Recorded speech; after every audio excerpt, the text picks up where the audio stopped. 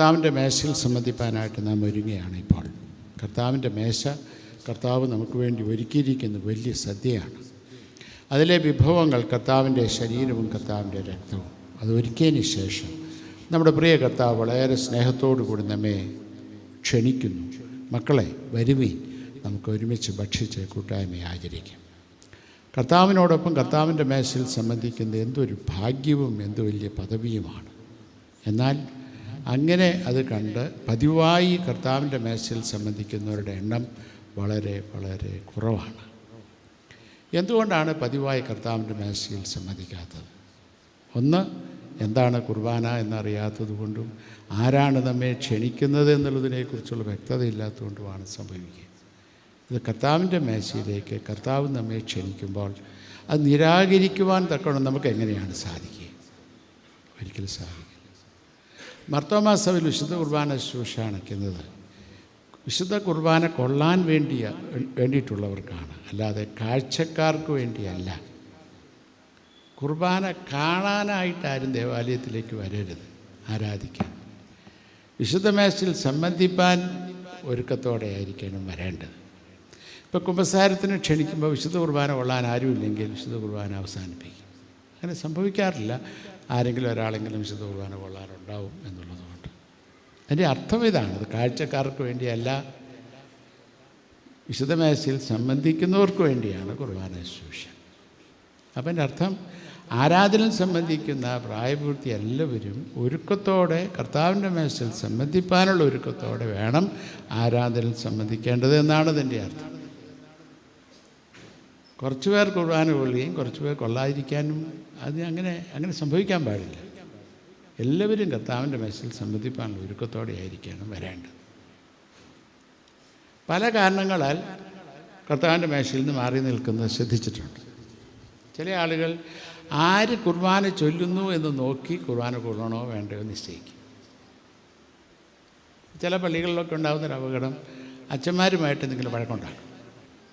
അവന് വലിയൊരു പ്രഖ്യാപനം നടത്തും, ഇങ്ങേര് ട്രാൻസ്ഫർ ആകാതെ ഞാൻ കുർബാന കൊള്ളത്തില്ല,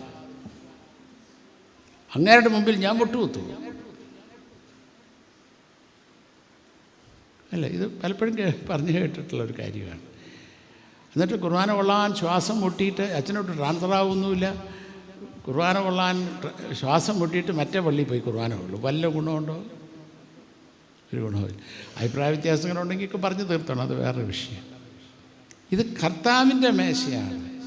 നാം കർത്താവിൻ്റെ സന്നിധിയിലാണ് മുട്ടുകുത്തുന്നത്. ഞങ്ങളൊക്കെ കർത്താവിൻ്റെ മേശയിൽ വിളമ്പുകാരാണ്. അതിനുവേണ്ടി പ്രത്യേകം നിയോഗിക്കപ്പെട്ടവരാണെന്ന് മാത്രമേ ഉള്ളൂ. ഇന്ന് എനിക്കറിയാം, ഇവിടെ വന്നിരിക്കുന്നു 99% കുർബാന ഉള്ളൂ. കാരണം മെത്രാനാണ് വിളമ്പത്.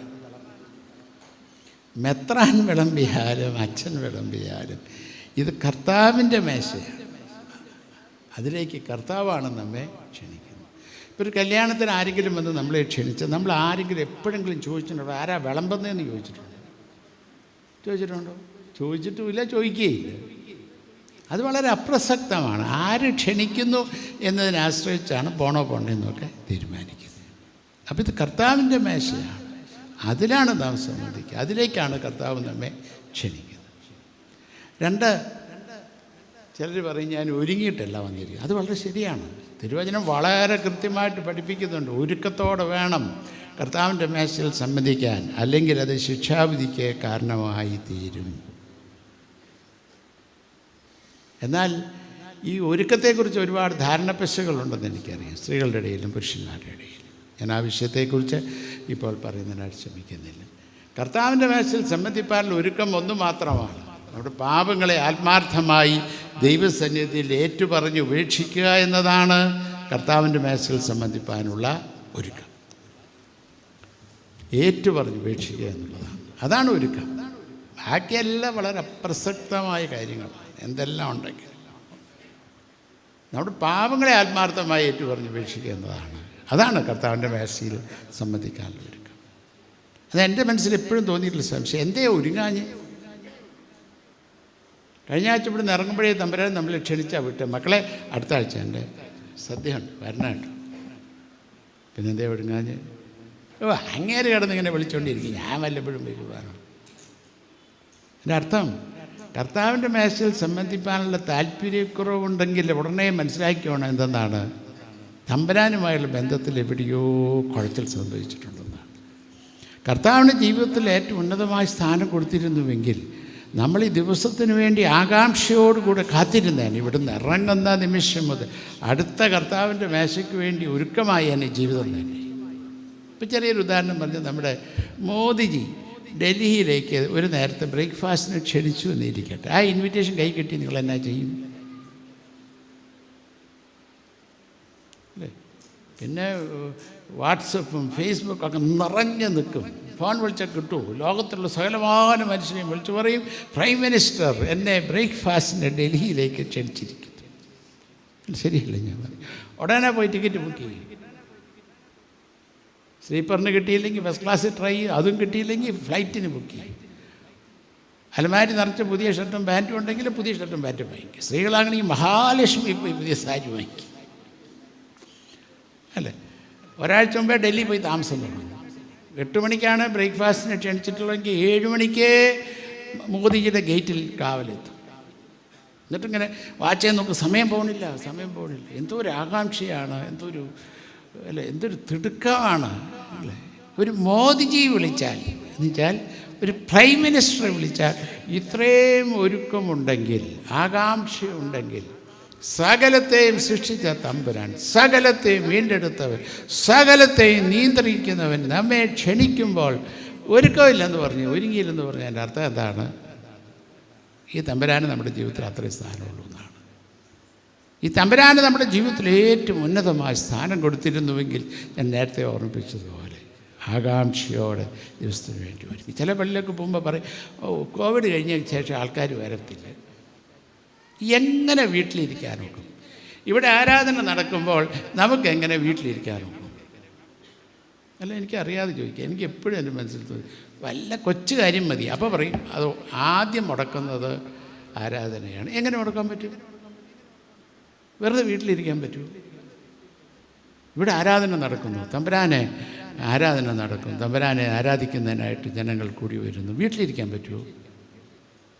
എല്ലാ ആഴ്ചയും ഇതിൽ കവിഞ്ഞ ആളുകൾ ഇവിടെ കൂടി വരേണ്ടതാണ്. അല്ലേ? കൂടി വരേണ്ടതാണ്. ഇത് സ്പെഷ്യലാണെന്ന് എനിക്കറിയാം.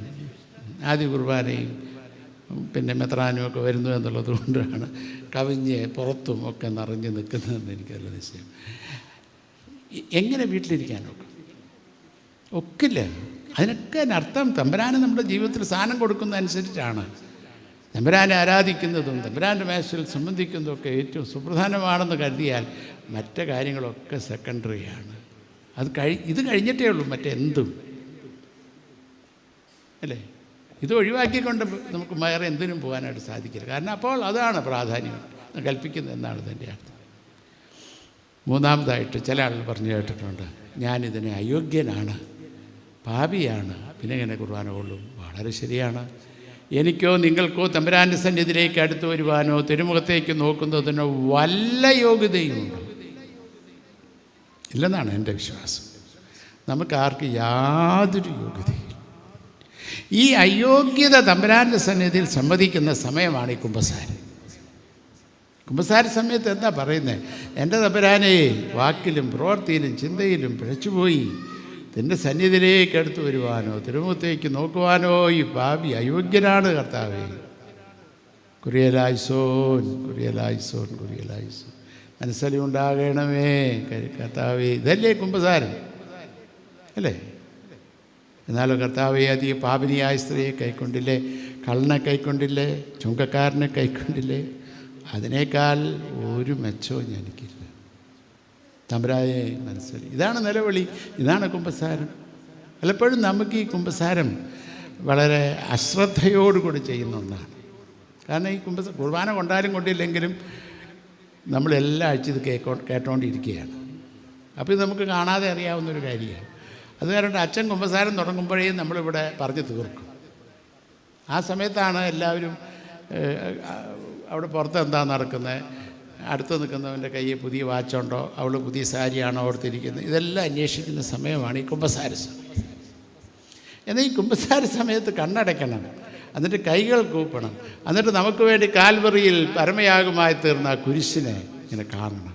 ആ കുരിശിൽ കർത്താവ് കിടക്കുന്നതും കർത്താവിൻ്റെ ശരീരത്തിൽ നിന്ന് രക്തം ഇറ്റിറ്റ് വീഴുന്നതും അന്ത്യശ്വാസം വലിക്കുന്നതും ഒക്കെ ഇങ്ങനെ മനസ്സിൽ കണ്ടുകൊണ്ട് കുമ്പസാരത്തിൽ സമ്മതിക്കണം.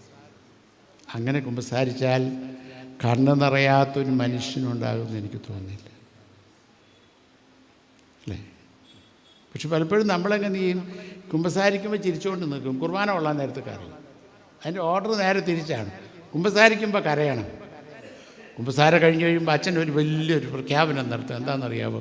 കർത്താവ് നമുക്ക് തന്നിരിക്കാൻ വലിയ ഉറപ്പാണ്. എന്താണ്? സത്യമായി തങ്ങളുടെ പാപങ്ങൾ ഏറ്റുപറഞ്ഞിരിക്കുന്ന നിങ്ങളുടെ ഓരോരുത്തരോടും പരമകാരുണ്യവാനായ ദൈവം നിങ്ങളുടെ പാപങ്ങളെ ക്ഷമിച്ചിരിക്കുന്നു. അച്ഛൻ ക്ഷമിച്ചു എന്നല്ല, തമ്പുരാൻ തന്ന വാഗ്ദാനം നമ്മൾ ഓർമ്മിപ്പിക്കുകയാണ്. നീ ആത്മാർത്ഥമായി കുമ്പസാരിച്ചാൽ, അല്ലേ, നമ്മുടെ പാപം ഏറ്റു പറയുന്നതാണ് കുമ്പസാരം. കുമ്പസാരിച്ചാൽ എൻ്റെ സകല പാപങ്ങളും ക്ഷമിച്ച് ഒരു പാപം ചെയ്യാത്തവനെ പോലെ തമ്പുരാൻ നിന്നെ മാർവോട് ചേർത്തണച്ചിരിക്കുന്നു. എന്തൊരു അനുഗ്രഹിക്കപ്പെട്ട നിമിഷമാണ്, അല്ലേ? ഒരു പാപം ചെയ്യാത്തവനെ പോലെ എൻ്റെ കർത്താവ് എന്നെ മാർവോട് ഇതാ ചേർത്ത് അണച്ചിരിക്കുന്നു, അല്ലേ? നമ്മുടെ മുഖം കിടന്നിങ്ങനെ തിളങ്ങണം അപ്പോൾ, അല്ലേ? കുമ്പസാരിക്കുമ്പോൾ കരയണം, കുർബാന കൊള്ളാൻ നേരത്തെ ഇങ്ങനെ മുഖം കിടന്ന് തിളങ്ങണം. എന്തിൻ്റെ തിളക്കമാണ്? എൻ്റെ സകല പാപവും എൻ്റെ തമ്പുരാനോട് ക്ഷമിച്ചിരിക്കുന്നു, ഒരു പാപം ചെയ്യാത്തവനെ പോലെ എന്നെ മാർവോട് ചേർത്തണച്ചിരിക്കുന്നു. ഈ വലിയ ഉറപ്പോടും സന്തോഷത്തോടും കൂടെയാണ് നമ്മൾ വിശുദ്ധ മേശയിൽ സംബന്ധിക്കുന്നത്. നമ്മളിവിടെ മുട്ടുകുത്തുന്ന അവസരത്തിൽ ആദ്യ കുർബാനയ്ക്ക് യോഹന്നാൻ കുർബാന കൊണ്ടതുപോലെ കുർബാന കൊള്ളണം. യോഹന്നാൻ ഇങ്ങനെ കുർബാന കൊണ്ട് കർത്താവിൻ്റെ മാർവിൽ ചാരി, അങ്ങനെയല്ലേ എഴുതിയിരിക്കുന്നത്? നമ്മളിവിടെ മുട്ടുകുത്തുമ്പോൾ നമ്മോടൊപ്പം ആയിരിക്കുന്ന കർത്താവിൻ്റെ മാർവിൽ ചാരി, കർത്താവിൻ്റെ ഹൃദയത്തിൻ്റെ തുടിപ്പ് അനുഭവിച്ച്, മാർവിൻ്റെ ചൂടനുഭവിച്ച് കർത്താവിൻ്റെ മേശയിൽ സംബന്ധിക്കുന്നു. ഒറ്റ പ്രാവശ്യം അങ്ങനെ കർത്താവിൻ്റെ മേശയിൽ സംബന്ധിച്ച ജീവിതത്തിൽ ഒരിക്കലും കർത്താവിൻ്റെ മേശയിൽ നിന്ന് മാറി നിൽക്കാൻ പറ്റത്തില്ല, ഒരിക്കലും മാറി നിൽക്കാൻ. കാരണം ഇത് അത്ര അതുല്യമായൊരനുഭവമാണ്. ഇതിന് തുല്യമായൊരു ഉപവാസ പ്രാർത്ഥനയില്ല, കൂട്ടായ്മയില്ല, പ്രൈസ് ആൻഡ് വർഷിപ്പില്ല, ഒന്നുമില്ല. അത്ര അതുല്യമായ ഒരു വലിയ അനുഭവമാണ് കർത്താവിൻ്റെ മേശയിൽ സംബന്ധിക്കാൻ സാധിക്കുക. അതാണ് ആത്മാവിൻ്റെയും ശരീരത്തിൻ്റെയും സൗഖ്യമാണ്. ഇന്ന് എനിക്ക് ആദ്യമായി വിശുദ്ധ കുർബാന കൊള്ളുന്ന കുട്ടികളോട് പറയാനുള്ളത്, ഇന്നു മുതൽ ജീവിതത്തിൻ്റെ അന്ത്യശ്വാസം വലിക്കുന്നതുവരെയും എപ്പോഴൊക്കെ കർത്താവിൻ്റെ മേശയിൽ സംബന്ധിക്കാൻ അവസരം കിട്ടും അപ്പോഴൊക്കെ ഒരുക്കത്തോടെ, അത് വളരെ പ്രധാനമാണ്, ഒരുക്കത്തോടെ കർത്താവിൻ്റെ മേശയിൽ സംബന്ധിക്കണം. ഒരു കാരണവശാലും കർത്താവിൻ്റെ മേശയിൽ നിന്ന് മാറി നിൽക്കാൻ ഇടയാകരുത്. ഞാൻ പറഞ്ഞത് കേട്ടോ? മനസ്സിലായോ? ഇന്നു മുതൽ അന്ത്യശ്വാസം വലിക്കുന്നതുവരെ ഒരുക്കത്തോടെ കർത്താവിൻ്റെ മേശയിൽ സംബന്ധിക്കുക. എപ്പോഴൊക്കെ കർത്താവിൻ്റെ മേശയിൽ സംബന്ധിക്കാൻ അവസരം കിട്ടുമോ അപ്പോഴൊക്കെ ഒരുക്കത്തോടെ കർത്താവിൻ്റെ മേശയിൽ സംബന്ധിക്കുക. ഈ അതുല്യമായ അനുഭവത്തിലേക്കാണ് തമ്പുരാൻ ഇപ്പോൾ നമ്മെ ക്ഷണിക്കുന്നത്. മക്കളെ, വരുവീൻ, നമുക്ക് ഒരുമിച്ച് ഭക്ഷിച്ച് കൂട്ടായ്മ ആചരിക്കാം.